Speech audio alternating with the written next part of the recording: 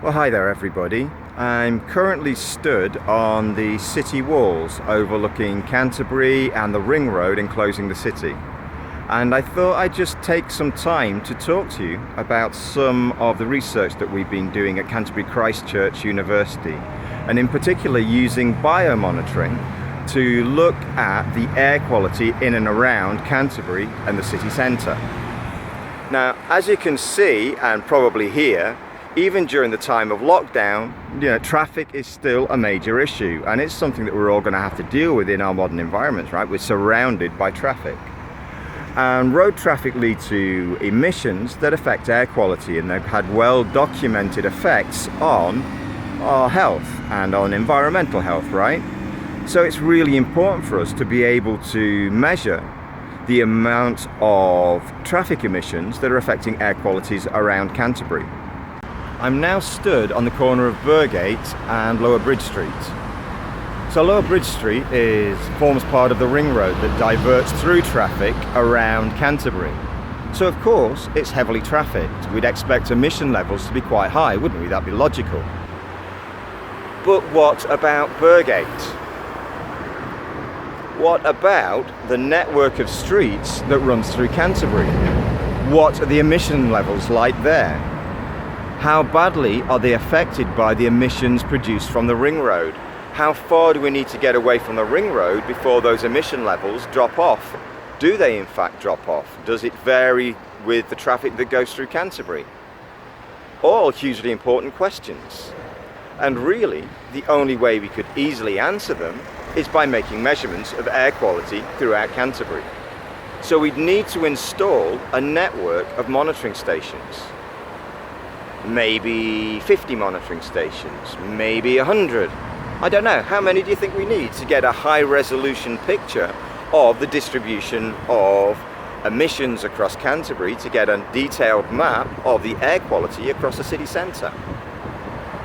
So as you might be able to imagine, there's a cost implication of that, isn't there? Installing technological stations, you've got the installation costs, you've got the running costs.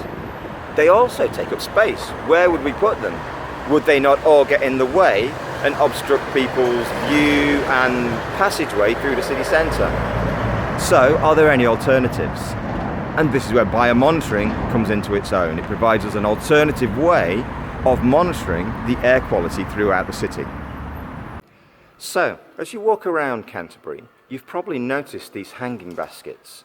They spring up during the spring and summer months, and they're arranged by the Canterbury Bid Initiative as a way of making the city centre look that little bit prettier. They also provide little oases of biodiversity for the wildlife within the city centre as well.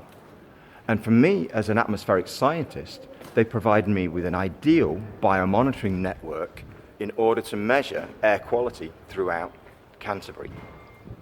So, if you look closely at these hanging baskets, I'll try and hold the camera still enough. All of those flower surfaces are going to trap atmospheric particles, and so we can use them as a way of taking samples of the atmospheric particles that must be present in the atmosphere. We take samples of those flowers and analyse the chemical and magnetic composition of the particles on the leaf surfaces, on the stem surfaces, on the petal surfaces. And that can tell us what the composition of the atmospheric particles must be in the atmosphere that's passed over them. There are more than 400 hanging baskets installed throughout the whole of the city centre. We have a network of 400 sampling stations that will monitor air quality for us passively and for free over the whole of the spring and the summer months. So at the end of summer, we come to all of these hanging baskets and take samples. This year of the petunias that are here, though, the purple funnel-shaped flowers. Now, they're beautiful biomonitors because they have very fine hairs on most of their surfaces, very sticky. They trap particles very, very effectively. And so we can use them to build up an idea of the distribution of atmospheric particles throughout the whole of the city centre. And we can map out the air quality at a really high spatial resolution. It's a really useful addition to our scientific toolkit to analyse the quality of life in an urban environment. It's one of the areas that we're really interested in pushing here at Canterbury Christchurch University. Anyway, I can smell that the coffee shop has just opened, so I guess I'll leave it there. See you guys soon.